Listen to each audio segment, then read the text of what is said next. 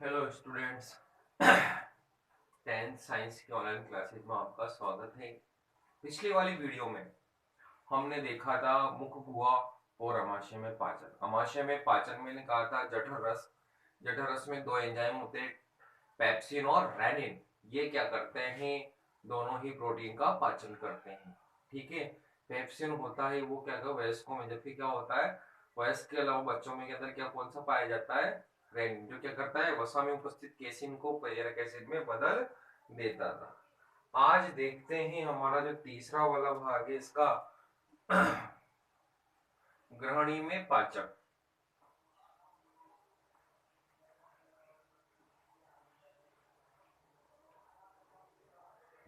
ग्रहणी में पाचक।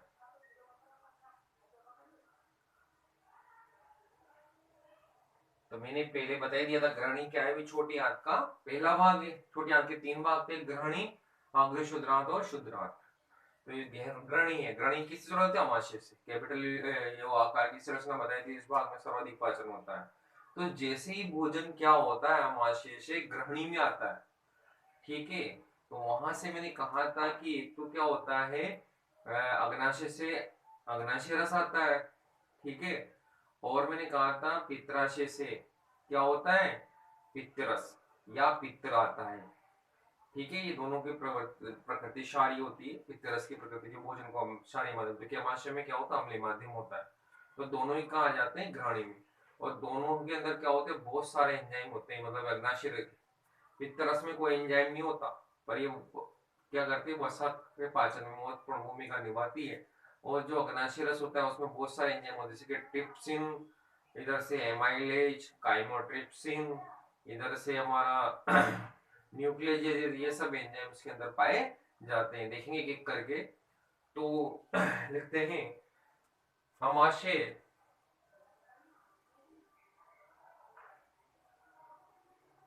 अमाशय से भोजन अमाशय से भोजन छोटी आंत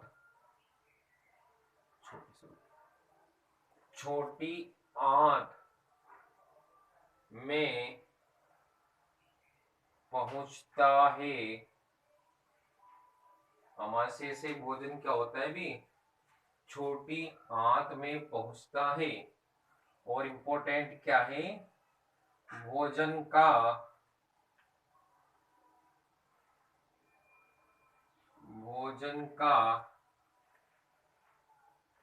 सर्वाधिक सर्वाधिक पाचन कहाँ होता है भी? ग्रहणी। सर्वाधिक पाचन ग्रहणी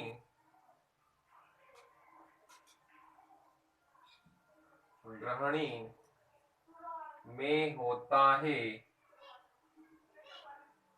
कौन सा भाग है? ग्रहणी में होता है। यहाँ कई नलिकाएं द्वारा अग्नाशय रस अग्नाशयी अग्नाशयी रस अग्नाशयी अग्नाशयी रस व पित्त क्या होता है? अग्नाशय रस। यहाँ कई नलिकाओं द्वारा अग्नाशय रस व पित्त छोड़े जाते हैं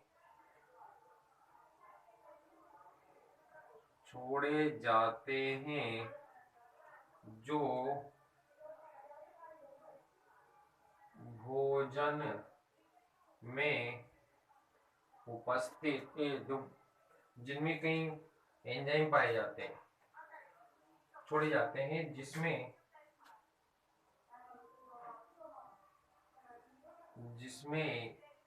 कई पाचक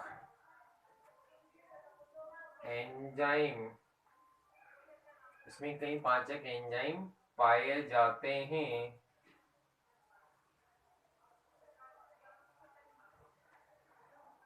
जो भोजन में उपस्थित, साथ के साथ नोट बनाते चले, जो भोजन में उपस्थित कई पोषक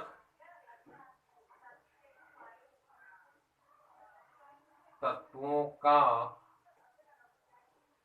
भोजन में उपस्थित कई तत्वों का पाचन करते हैं। भोजन में उपस्थित जो कई तत्व होते हैं उनका पाचन करते हैं। अग्नाशयी रस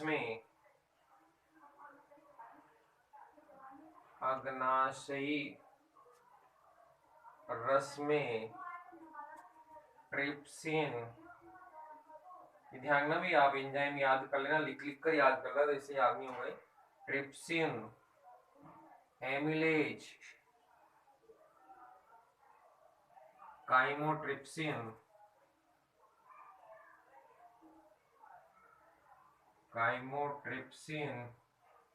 ठीक है ना, काइमोट्रिप्सिन, लाइपेज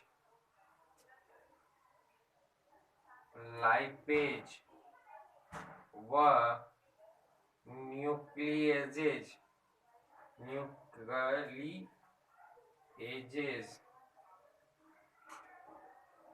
पाए जाते हैं। कौन कौन से एंजाइम पाए जाते हैं देख लेते हैं। ट्रिप्सिन, एमिलेज, काइमोट्रिप्सिन, लाइपेज वो न्यूक्लियस एंजाइम पाए जाते हैं।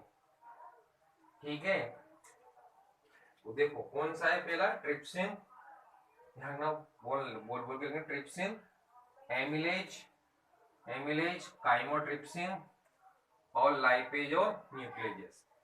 क्लिक कर याद रखोगे ना कॉपी में तो अपने आप याद आ जाए। ट्रिप्सिन, काइमोट्रिप्सिन, लाइपेज, एमाइलेज और न्यूक्लियस, ये एंजाइम पाए जाते हैं। अब एक एक करके देखते हैं इनका क्या क्या कार्य है। ठीक है, देख ले आप कौन कौन से हैं और इनका एक एक कार्य करके देखते हैं। 1 2 3 4 5 एंजाइम है, 5 का अलग अलग देखते हैं।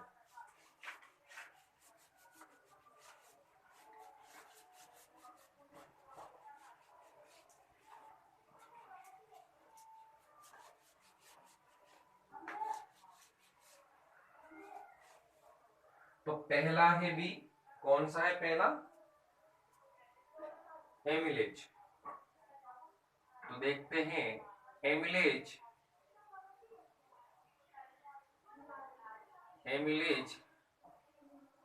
स्टार्च का पाचन करता है। किसका पाचन करता है, स्टार्च का। तो जो भोजन में उपस्थित स्टार्च होता है ना उसको माल्टोज में वो बदल देता है। तो देखते हैं ये हमारा स्टार्च है, अब इसको माल्टोज में बदल देगा कौन, एमिलेज एंजाइम। इसको बहुत सी जगह एमाइलेज भी कहते हैं। तो एमिलेज, कोई दिक्कत है नहीं है ना। तो एमिलेज एंजाइम क्या है, स्टार्च को किस में बदलता है, माल्टोज में बदल देता है। अब दूसरा आता है ट्रिप्सिन। वो काइमोट्रिप्सिन और क्या है, कार्बोक्सी पेप्टाइड भी होता है। एक यहां पर लो, कार्बोक्सी पेप्टाइडेज,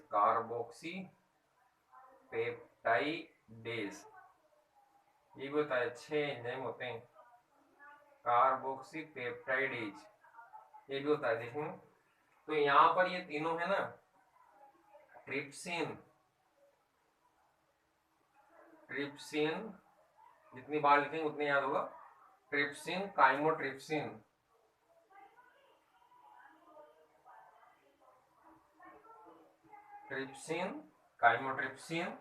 और कार्बोक्सी पेप्टाइडेज। काइमोट्रिप्सिन व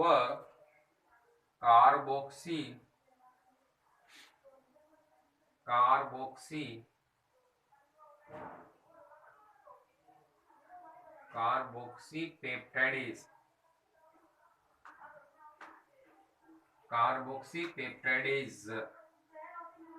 ठीक है नहीं। ये तीनों क्या करते हैं, कार्बोक्सी पेप्टाइडेज प्रोटीन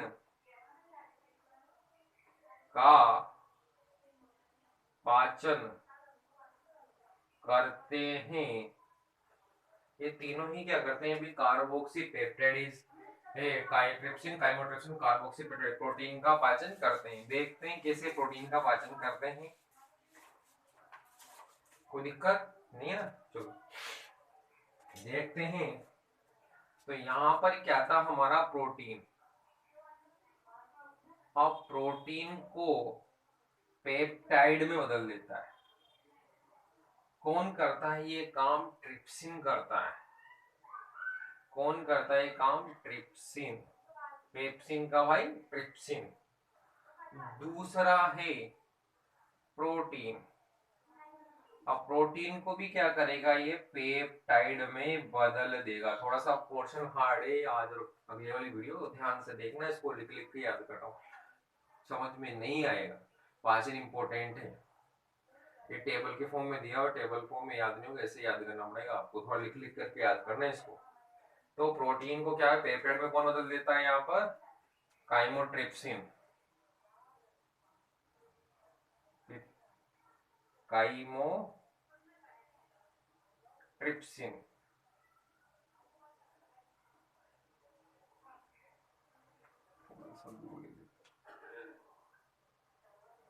कौन करता है सब कार्य? कौन करता है अभी?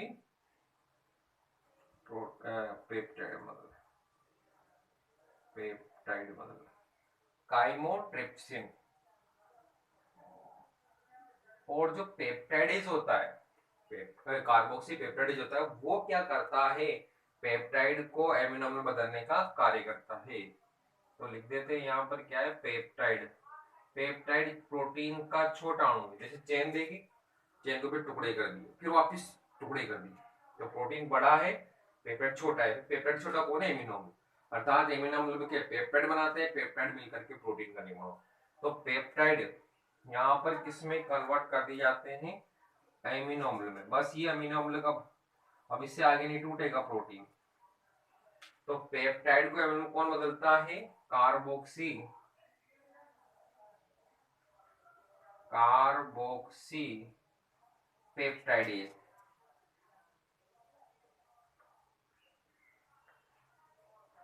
कार्बोक्सी पेप्टाइडेज, पूरा नाम याद रखना, कार्बोक्सी पेप्टाइडेज। क्या किस में बदल देता है ये? एमिनो अम्ल में बदल देता है। किस में बदल देता है? कार्बोक्सी पेप्टाइडेज इस अम्ल में पेप्टाइड को एमिनो बदल देता है। ठीक है, तो देखते हैं वापस एमिलेज। एमिलेज स्टार्च का पाचन करता है, स्टार्च को माल्टोज बदलता है। स्टार्च बड़ा है, माल्टोज छोटा है, फिर माल्टोज भी ग्लूकोज में बदलेगा। एमिलेज करता है फिर ट्रिप्सिन, काइमोट्रिप्सिन और कार्बोक्सी पेप्टाइड। ये क्या करते हैं? तीनों ही, दोनों प्रोटीन को क्या करते हैं? काइमोट्रिप्सिन और ट्रिप्सिन पेप्टाइड बदलते हैं। जबकि काइमो कार्बोक्सी पेप्टाइड जो होता है वो क्या करता है? पेप्टाइड को एमिनो बदलने का कार्य करते हैं। देख ले एक बार, लिख ले, फिर आगे बढ़ेंगे। अब आता है लाइपेज। तो मैंने कहा था जो लाइपेज होता है वो क्या करता है? अभी वसा का पाचन करता है। देखते हैं। तो लाइपेज एंजाइम, ये सब अग्नाशय रस में पाए जाते हैं एंजाइम, पित्त रस में नहीं पाया जाता कोई भी एंजाइम। लाइपेज वसा का पाचन, वसा का पाचन करता है। किसका पाचन करता है? अभी वसा का पाचन करता है। देखते हैं। तो ये क्या करता है? जो लाइपेज होता है वसा को, किसको? वसा को क्या करता है? मोनोग्लिसराइड, मोनो ग्लिसराइड,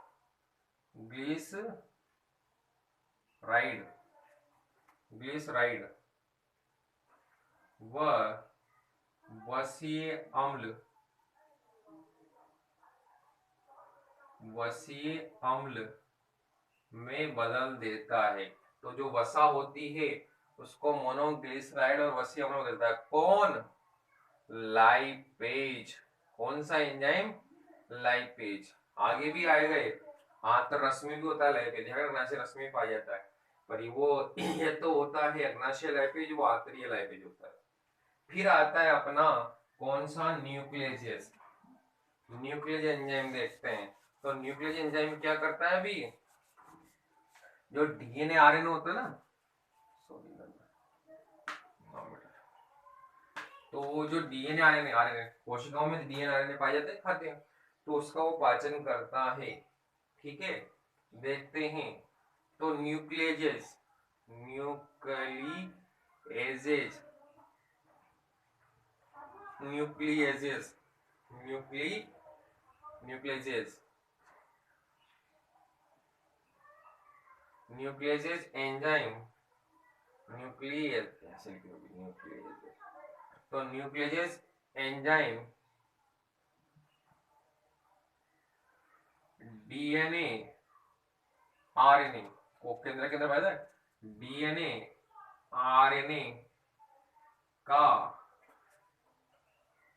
पाचन करता है।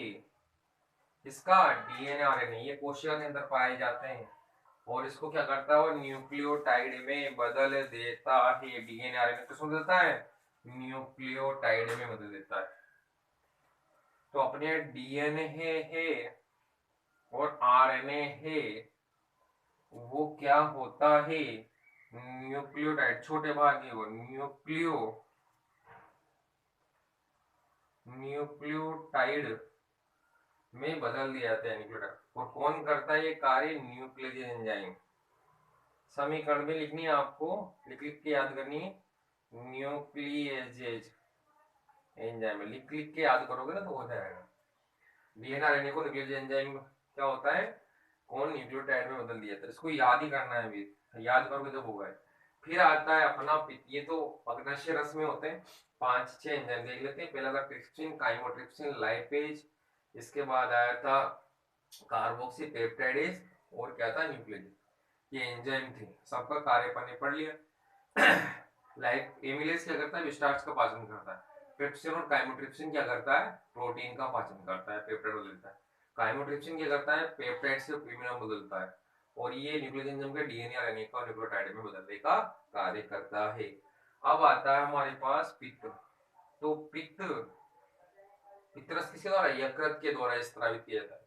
पित्त यकृत बताया ना ये, जबकि इकट्ठा कहाँ होता है, पित्ताशय, फिर वहां से कहाँ आता है, ग्रहणी। तो पित्तरस, पित्त यकृत द्वारा, यकृत द्वारा स्त्रावित होता है, जो वसा का पाइसीकरण, जो वसा का पाइसीकरण, या इसको एक और नाम कहते हैं इमल्सीकरण, इमल्सीकरण, इमल्सीकरण करता है। अर्थात भोजन वसा के पाचन तो नहीं करता, परंतु पाचन में बहुत भूमिका निभाता है। अब देखते हैं वसा का पाइसीकरण या इमल्सीकरण क्या है। ये पाइसीकरण है, ध्यान में, वसा का पाइसीकरण। अब देखते हैं पाइसीकरण या इमल्सीकरण क्या है। अगर कोई शब्द समझ में नहीं आए तो बोलता हूं मैं।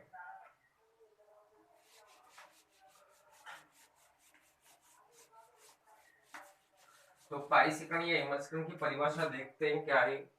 पाइसीकरण क्या होता है,